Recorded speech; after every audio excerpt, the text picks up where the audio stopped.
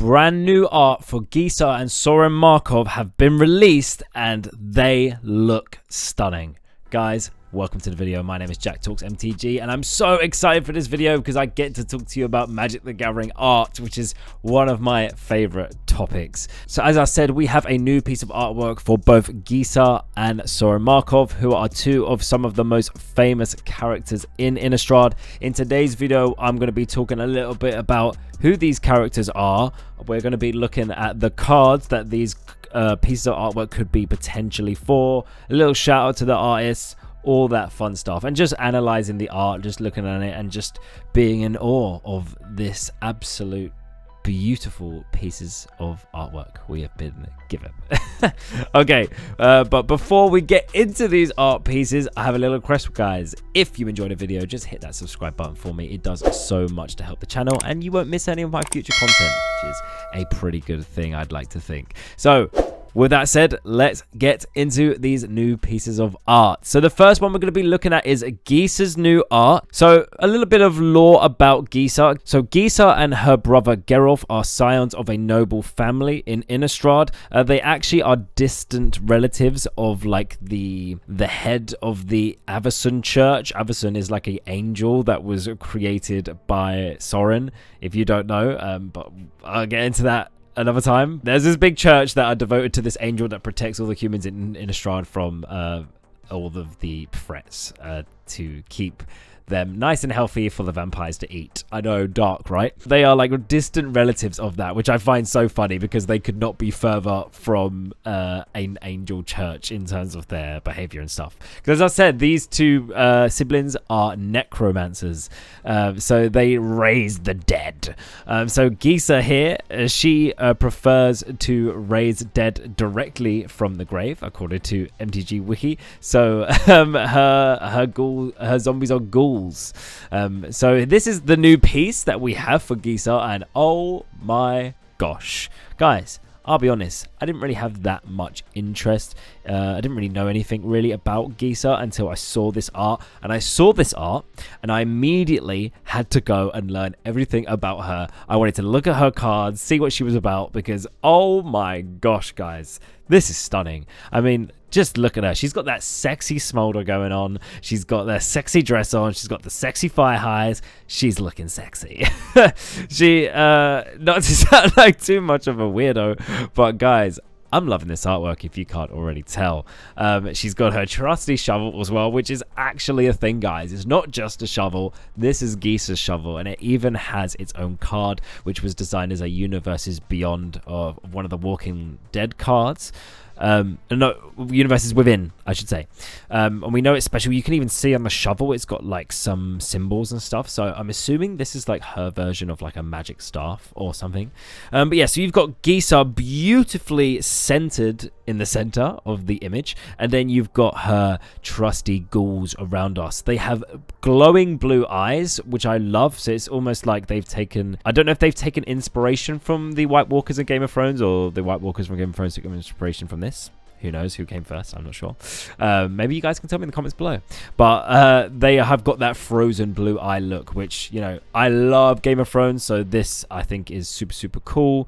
Yeah, that you can tell these are soldiers. They're all armored. They have weapons and stuff like that. So they're not your traditional just like zombies in rags. These are actually like, they're like an army. One of them is literally holding his head, which is quite funny in the background there. You can see we're in a like icy background. You can see like there's sharp icicles on this structure at the front here. Other than that, I don't think there's much more to say about this image. We've got some crows in the background as well, and a nice sunset. Guys, this is a beautiful, beautiful, beautiful piece. Now, this piece is brought to us by Jody Muir. I don't know if I've said that right, Jody. If not, I'm sorry. If you're watching this video, you're probably not watching this video. But I'm sorry, I don't mean to butcher people's names, especially artists that have brought us this great piece of work here. But Jody is an artist from Manchester, so she reigns from the UK. So I definitely had to shout her out and give her some representation here and just say what terrific work she's done. I would absolutely love to meet Jody at a MagicCon in Europe. Don't get me started on that topic, though, because we still haven't got a date for or a location for Europe. I really, really hope we do. And if we do, I hope Jodie's there. And if Jodie's there, you best know I'm going to have a copy of this card ready for her to sign. So we've got 3 potential cards that this Gisa card could be. We've got the original Gisa, which is Ghoul Cooler Gisa, this card here. We've got Gisa Glorious Resurrector. And then we've got the latest Gisa card, which is Gisa the Hellraiser. The Gisa the Hellraiser is from Outlaws of Thunder Junction, just so you know. Now, from the comments on Reddit, a lot of people are saying they want this to be Gisa the Hellraiser. I'm assuming they're saying this because this is probably the best one in terms of playability, just because all you have to do is target an opponent with a card, or basically all you have to do is commit a crime. And if you don't know what crime is, you just have to target them with an ability. Or a creature they control, or fight any card that they have. That's what you've got to do to commit a crime. And if you do that, you get 2 zombies. And then she has Ward 2, and they have to pay 2 life, and then she buffs all of your skeletons and zombies. Now, I completely disagree with that statement. I do not want this to be Gisa the Hellraiser. And nobody thinks it is going to be Gisa the Hellraiser because that is the newest Gisa. So it wouldn't really make that much sense anyway. The whole point of this set is that we are reprinting stuff from Innistrad. Yes, there will be cards in here that weren't in original Innistrad sets that they're going to be bringing with an Innistrad theme and stuff like that. Blah, blah, blah, blah, blah, blah, blah. But I don't think it's going to be Gisa the Hellraiser. And I hope it's not. And the reason for that is because crimes are a bullshit mechanic, and that's in my opinion. I am not a fan of Outlaws of Thunder Junction. I'm not a fan of just stupid cowboy art and the whole crime mechanic and just anything. I don't like any of those mechanics in Outlaws of Thunder Junction. It's not for me. It doesn't feel thematic. I don't enjoy it. I know people say that Outlaws of Thunder Junction was a really good set to play with, but just for me, I'm ignoring any cards from Outlaws of Thunder Junction. I don't want... It doesn't even feel that thematic for me at all. It doesn't feel thematic for me that I am getting zombies just by targeting my opponents with cards. It doesn't feel good. The other Gisas, in my opinion, feel way more flavorfully on point. So Ghoul Cooler Gisa, you sacrifice a creature, then you create X zombie tokens, where the X is the sacrifice's creature's power. So much more flavorful, guys. Gisa's Glorious Resurrector. She basically, anytime your opponent's creatures die, they're exiled, and then they come back onto your side of the field and they gain decay, so they get destroyed when they attack. Again, resurrecting your opponent's stuff to your board, that feels necromancy-like, you know? Like, just committing crimes on my opponents so I can create zombies is bullshit. It's bullshit. I'm sorry if that upsets some people, but I don't like it. I think it's bullshit. So I really hope that it isn't Gisa the Hellraiser. I hope that it is the original Gisa, Ghoul Cooler Gisa, because then I can put this card straight in my Igra deck as a really nice sack outlet, and creating tokens, everything that my Igra deck wants to do. So from a selfish point of view, I really hope this is Ghoul Cooler Gisa. I think I'm going to be getting this card regardless, because I am in love with the art. But I really hope it is not Gisa the Hellraiser, because I'll be very, very sad.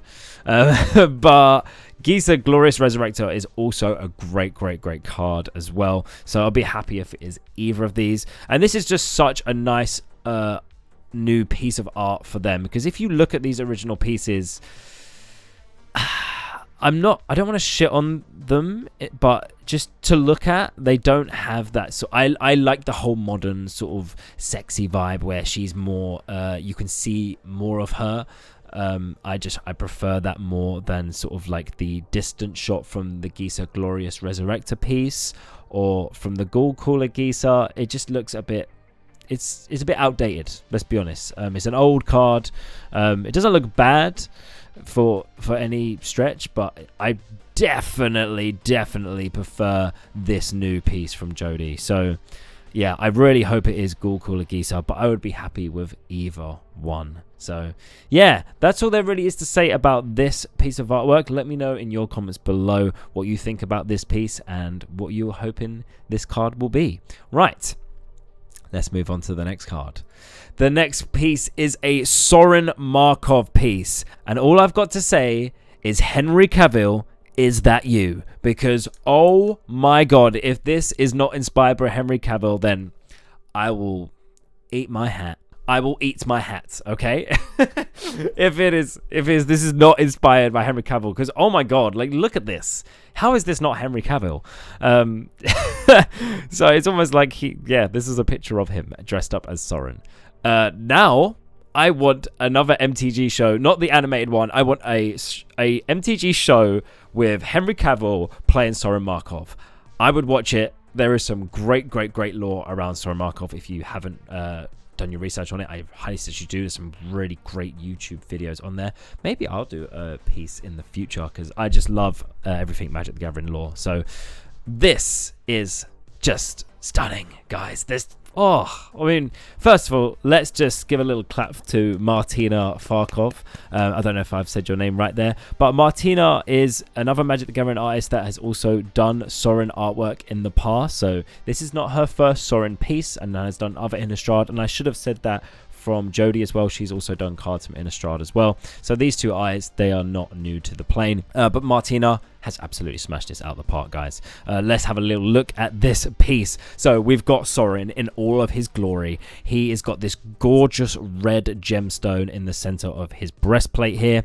His hair is like flowing.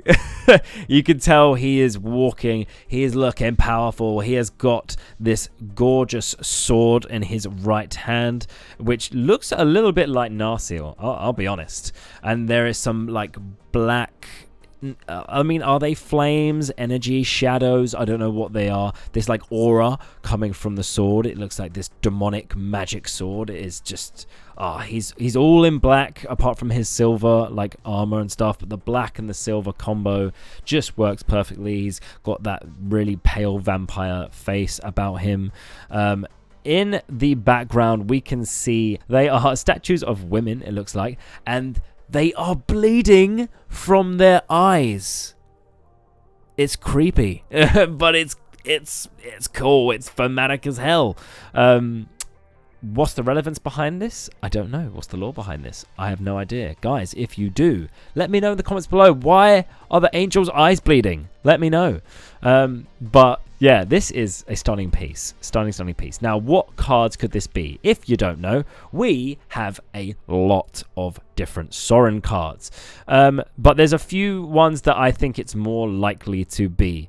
So things to consider is obviously it's more likely to be ones that have been in Innistrad sets, because there's been ones that have been in core sets and stuff like that. Yes, technically they could bring them back because they have done cards outside of Innistrad, like I said. Now, as I said, Martina has done a Sorin, so it's very likely that this could be a reprint of Sorin the Mirthless, as she's already done the artwork for him. This is a very different take on that, because in that artwork he's sort of just chilling. He's looking very civilized. He's got his glass of wine / blood, whatever it is. So it could very well be that Sorin, but I actually think it's probably more likely to be Sorin, Lord of Innistrad, just because this is Innistrad Remastered. So what card literally rounds up Innistrad more perfectly than Sorin, Lord of Innistrad? Like, it's in the name. It would just be a little bit too perfect. So I think this will be Sorin, Lord of Innistrad. This card was last reprinted in the Lost Caverns of Ixalan Commander deck, but so it hasn't been that long since it's been reprinted. So maybe it won't be, but I just think it'd be too perfect. So yeah, I think it's rather going to be Sorin, Lord of Innistrad, or a new piece of artwork for Sorin the Mirthless. I hope I'm saying that right. As Martina has already done that, so it's kind of like her card in a way. I cannot wait to see these on the cards in like foil. Like, cannot wait. I really want to pick these cards up. I hope they're not too expensive because they are just stunning and I need to own them. And who knows, maybe I'll build a deck around them. Guys, let me know in the comments below what your thoughts are on these stunning pieces of artwork by Jody and Martina. Let me know what cards you reckon these will be, and any other thoughts you may have about Innistrad Remastered, you can leave them there as well. Guys, I hope you enjoyed the video and I look forward to seeing you all again in the next one. Cheers.